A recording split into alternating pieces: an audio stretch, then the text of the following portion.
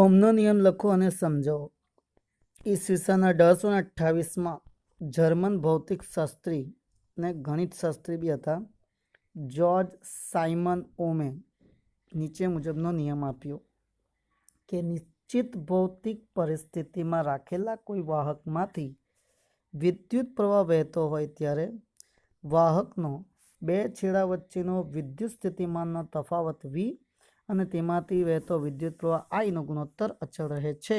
એટલે કે v ચલે છે I, એટલે ચલેનું નિશાન કાઢીએ તો r, v equal to IR, તો v upon I equal to r એ અવરોધનું સૂત્ર છે। r equal to v by I, એનો એકમ વોલ્ટ પર એમ્પિયર છે અને એની સંજ્ઞા ઓમ આ રીતે લખાય છે, નોંધી લો। વિદ્યુત અવરોધ એટલે શું અને તેના મૂલ્યનો આધાર કઈ કઈ બાબતો પર છે તે સમજાવો। એટલે કે આપણે અહીં વાત કરવાના છે કે અવરોધ R જે છે, જેનું સૂત્ર આપણે V અપોન I કહીએ, કે જેનો એકમ વોલ્ટ પર એમ્પિયર છે, એને ઓમ બી કહેવાય। એનું પારિમાણિક સૂત્ર M1 L2 T-3 A-2, એને આપણે કહીશું 12 આમ કહીશું। એમાં 12 એટલે +12 એટલે M1 L અને 32 માં એટલે માઇનસ એટલે 3 - 3 A-2, આ રીતે યાદ રાખવાનું છે। હવે આપણે શું કરીએ, એને સમજવા માટે એક બ્લોક લઈએ। એ બ્લોકની લંબાઈ L જેટલી છે અને એના આડછેદનું ક્ષેત્રફળ A જેટલું છે, એટલે એનું જે આડછેદ છે, આ લંબાઈ ગુણ્યા પહોળાઈ, તેનું આડછેદનું ક્ષેત્રફળ A છે અને એ બ્લોકની લંબાઈ કેટલી છે, L જેટલી છે। આવો એક આપણે લંબઘન બ્લોકનો વિચાર કરીએ। હવે આ લંબઘન બ્લોકના આપણે બે સરખા ટુકડા કરી નાખીએ। એટલે કે જે લંબઘન છે એ લંબઘનના આપણે બે ટુકડા કરીએ છીએ। કેટલા? બે ટુકડા, એટલે કે એક અડધો ટુકડો અને બીજો અડધો ટુકડો। આવું કરવાથી શું થશે, તો આમ કરવાથી એ બ્લોકના લંબાઈમાં અડધો થઈ જશે, એટલે કે L/2 જેટલું થઈ જશે। આડછેદ તો એનું એ જ રહેશે, આડછેદ તો એ જ, બરાબર છે, આડછેદ એનો એ જ રાખીએ, પરંતુ તો આપણે એની લંબાઈ જ ચેન્જ કરી રહ્યા છીએ અહીંયા। તો લંબાઈ L/2 કરી। હવે આ લંબાઈ જે આપણે અડધી કરી તેને કારણે સંયોજનમાં વહેતો પ્રવાહ એક સ્વતંત્ર ચોસલામાંથી પસાર થતા પ્રવાહ જેટલો જ હોય છે। તેથી બંને સ્વતંત્ર ચોસલાના છેડાઓ વચ્ચેનો વિદ્યુત સ્થિતિમાન તફાવત V થશે, કેમ કે બંને ચોસલામાં વિદ્યુત પ્રવાહ I જ વહે છે। યાદ રાખવાનું કે જ્યારે ચોસલામાંથી પ્રવાહ પસાર થશે આમ, બરાબર છે, ત્યારે એનો પ્રવાહ જે છે તે એક જ રહેશે। પ્રવાહ બદલાય ક્યારે? કિર્ચોફના નિયમ પ્રમાણે જો અહીંયાથી આ એક બીજી શાખા કરું ને અહીંયા આમાં બે શાખા થઈ જાય તો અહીંયા જે છે ને ત્યારે પ્રવાહ વહેંચાઈ જાય, પણ જ્યારે કોઈ એક જ લાઇનમાં જતું હોય ત્યારે પ્રવાહમાં કોઈ ફેરફાર થતો નથી, પ્રવાહ એટલો ને એટલો જ રહેશે। હા, આપણે ફાંટો કર્યો તો વહેંચાઈ જાય। હવે અહીંયા પ્રવાહ તો એટલો જ રહેશે, વોલ્ટેજ જે છે તે બી એટલો જ રહે છે। આ ચોસલાનો સંયોજનના બે છેડા વચ્ચેનો વિદ્યુત સ્થિતિમાન તફાવત કેટલો થઈ ગયો? બમણો થઈ ગયો, ડબલ થઈ ગયો।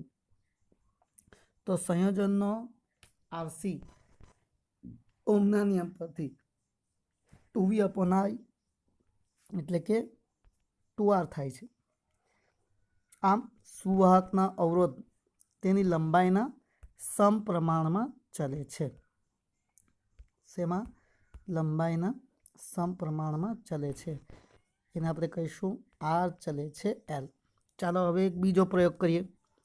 બીજા પ્રયોગની અંદર આપણે શું કરવાના છે, આ જે અવરોધ છે એટલે કે જે બ્લોક છે એ બ્લોકનો અડધો ભાગ કરવાનો છે। એટલે કે જે બ્લોક છે આમ,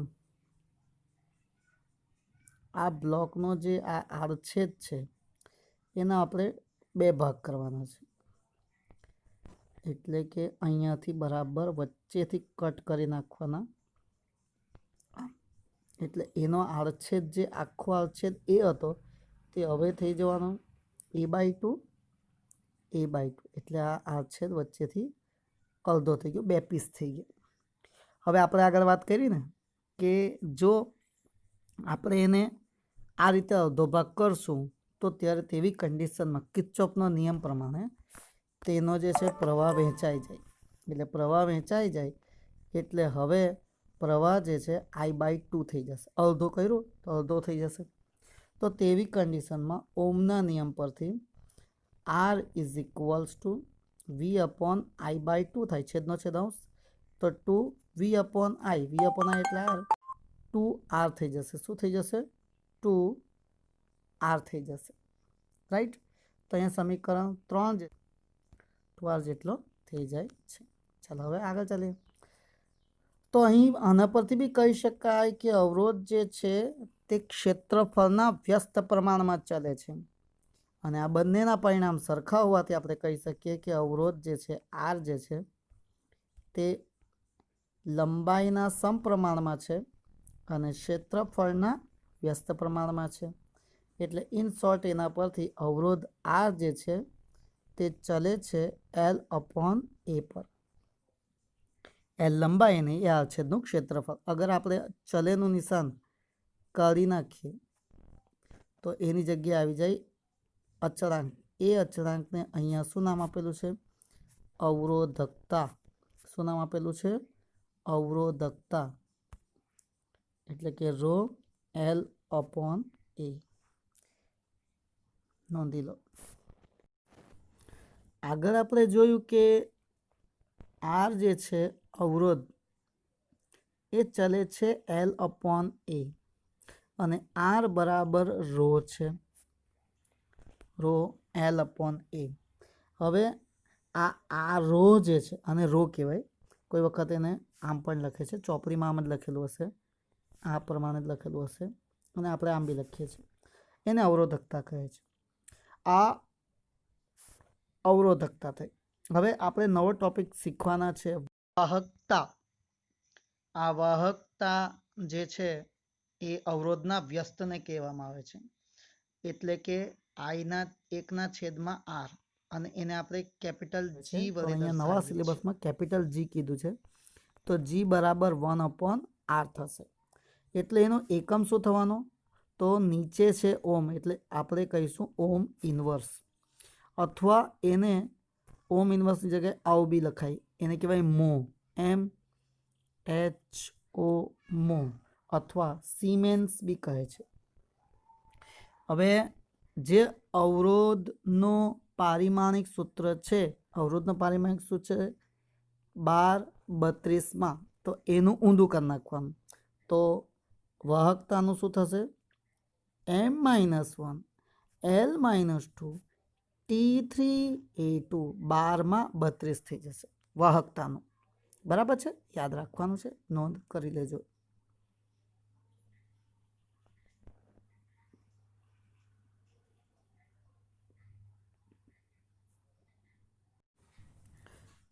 અવરોધકતા એટલે શું? મિત્રો, હમણાં આપણે થિયરીમાં જોયું કે અવરોધકતાને આપણે ρ વડે દર્શાવીએ છીએ આમ.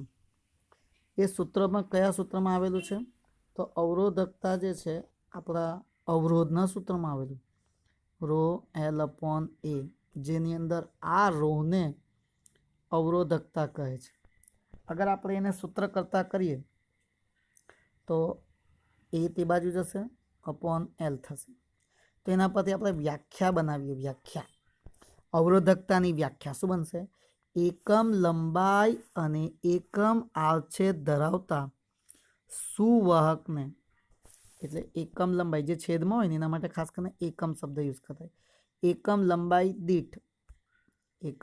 લંબાઈ દીઠ અને એકમ આડછેદના ક્ષેત્રફળ ધરાવતા સુવાહકના અવરોધને અવરોધકતા અથવા વિશિષ્ટ અવરોધ બી કહેવાય. અવરોધકતા કઈ બાબત પર આધાર રાખે છે? તો મિત્રો, અવરોધકતા છે ને દ્રવ્યની જાત, એટલે કે દ્રવ્ય શેનો બનેલો છે, એલ્યુમિનિયમ છે, પિત્તળ પિત્તળ છે, તાંબુ છે, સ્ટીલ છે, એટલે કે એની જાત પર આધાર રાખે. બીજું એના ટેમ્પરેચર પર આધાર રાખે. જેમ તમારું ટેમ્પરેચર વધશે વાહક, તેમ તેની અવરોધકતા વધતી જશે. અને ત્રીજું દબાણ પર બી આધાર રાખે છે. 3 બાબત પર આધાર રાખે છે, પણ પરિમાણ પર આધારિત નથી. એટલે કે એના પરિમાણ પર, જેમ આપણે અવરોધનું જોયું ને, અવરોધ એની લંબાઈ અને ક્ષેત્રફળ પર આધાર રાખે છે, જ્યારે અવરોધકતા એ એની જાત પર આધાર રાખે, તેના તાપમાન પર આધાર રાખે અને એના દબાણ પર આધાર રાખે. એની લંબાઈ, પહોળાઈ એના પર કોઈ આધાર રાખતો નથી. અવરોધકતાનો એકમ શું થશે? તો તમે જો આના પરથી બનાવી શકો કે આ છે અવરોધનો એકમ ઓમ, આ મીટર સ્ક્વેર ને છેદમાં મીટર છે, તો 1 મીટર મીટર કેન્સલ થઈ ગયું, તો ઓમ ઇન્ટુ મીટર. તો પારિમાણિક સૂત્ર શું બનશે? પહેલામાં 12 હતું ને, એમાં 1 મીટર વધી ગયું, એટલે 12 નું 1 13 થઈ જવાનું. તો M1 L3 T-3 A-2 થશે. મિત્રો, બે વાહકત્વ એટલે શું? મિત્રો, એક વસ્તુ જરાક ડિફરન્સ યાદ રાખજો. હા, જો આર ને છે ને અવરોધ કહેવાય અને આરનો જે વ્યસ્ત છે, તેને વાહકત્વ કહેવામાં આવે છે. એને કેપિટલ જી વડે દર્શાવવામાં આવે, એટલે કે 1/r, એને વાહકત્વ કહેવામાં આવે છે. પછી રો છે, એને અવરોધકતા કહેવાય છે. રાઈટ? શું કહેવાય? અવરોધકતા. અને રોનો જે વ્યસ્ત છે,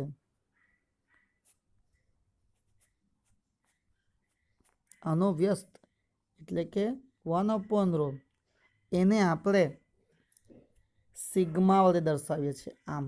એટલે કે આનો જે વ્યસ્ત કરી નાખીએ એને આપણે સિગ્મા કહીએ છીએ. તો અવરોધકતાના વ્યસ્તને વાહકતા કહે છે અને તેની સંજ્ઞા સિગ્મા છે. અને એનો એકમ શું બનશે? તો અવરોધકતાનો એકમ શું છે? ઓમ ઇન્ટુ મીટર. તો સ્વાભાવિક છે કે એનું વાહકત્વનું થઈ જશે, તો તેનું થઈ જશે મો ઇન્ટુ મીટર ઇનવર્સ. તે રીતે પારિમાણિક સૂત્રમાં બી એ જ થઈ જવાનું, M-1 L-3 T3A2. બરાબર? એટલે બીજું, સુવાહકના મૂલ્યનો આધાર એટલે કે આ કઈ કઈ બાબત પર આધાર રાખે છે? તો આ જે છે દ્રવ્યની જાત, તાપમાન અને દબાણ પર આધાર રાખે છે. જેમ એના પરિમાણ પર આધાર રાખે છે, જેમ અવરોધકતા જેના પર આધાર રાખે તેનું સેમ ટુ સેમ વાહકતા બી એના પર આધાર રાખે છે. અવરોધકતા, વાહકતા, અવરોધ, વાહકત્વ, આ શબ્દો 4 છે. 4 શબ્દો યાદ રાખજો. હવે અંતે એક બીજો ટોપિક લઈએ. વિદ્યુત પ્રવાહ ઘનતા એટલે શું? અને વિદ્યુત પ્રવાહ ઘનતાને પદમાં ઓમનો નિયમ મેળવો. તો પહેલે તો એની વ્યાખ્યા લઈએ. તો સુવાહકના કોઈ પણ બિંદુ પાસે વિદ્યુત પ્રવાહની દિશાને લંબ એવા એકમ ક્ષેત્રફળમાંથી પસાર થતા વિદ્યુત પ્રવાહને વિદ્યુત પ્રવાહ ઘનતા કહે છે.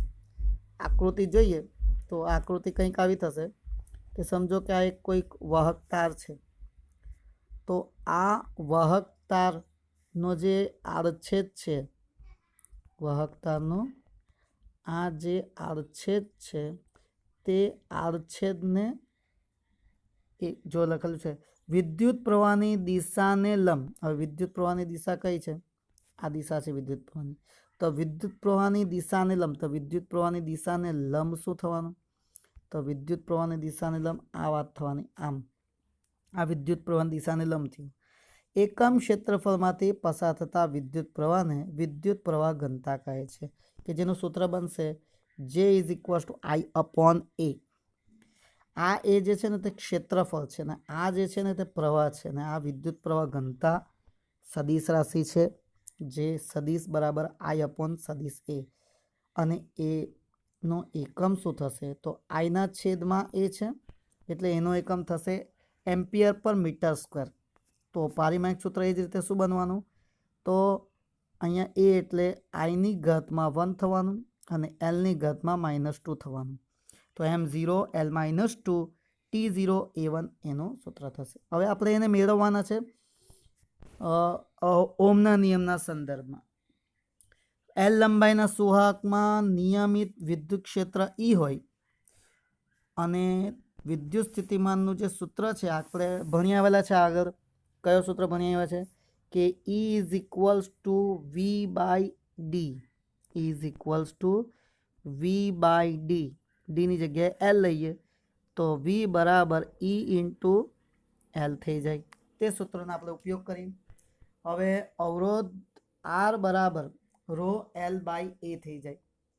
હવે આપણે શું કરીએ છીએ અહીંયા બંને માટે એટલે કે બંને માટે આપણે સરખામણી કરીએ. તો સમીકરણ 1માં અગર આ મૂલ્ય ઉમેરવામાં આવે બરાબર, તો આઈની જગ્યાએ રો એલ મૂકી દીધું છે તો EL is equal to I row L. તો અહીંયા આપણે જોઈ શકીએ કે I/A એટલે તો જે કહેવાય, I/A એટલે તો જે કહેવાય. તો અહીંયા સૂત્ર શું થઈ જશે, એલ તો કેન્સલ થઈ ગયા, એલ કેન્સલ. તો શું બચ્યું E બરાબર રો ઇન્ટુ I/A એટલે તો જે ઇન્ટુ રો થશે. વિદ્યુત ક્ષેત્ર બી સદિશ રાશિ છે અને વિદ્યુત પ્રવાહ ઘનતા બી સદિશ રાશિ છે. તો E ઇઝ ઇક્વલ્સ ટુ જે ઇન્ટુ રો. હવે એક બીજું સૂત્ર બી બનાવી શકાય વાહકતાનું. જો આપણે રોની જગ્યાએ 1/સિગ્મા લખી દઈએ તો સૂત્ર બની જશે E ઇઝ ઇક્વલ્સ ટુ J/સિગ્મા. એટલે આપણે લખી શકીએ જે બરાબર સદિશ E ઇન્ટુ સિગ્મા, જે ઓહમના સંદર્ભમાં બની શકે છે. નોંધી લો.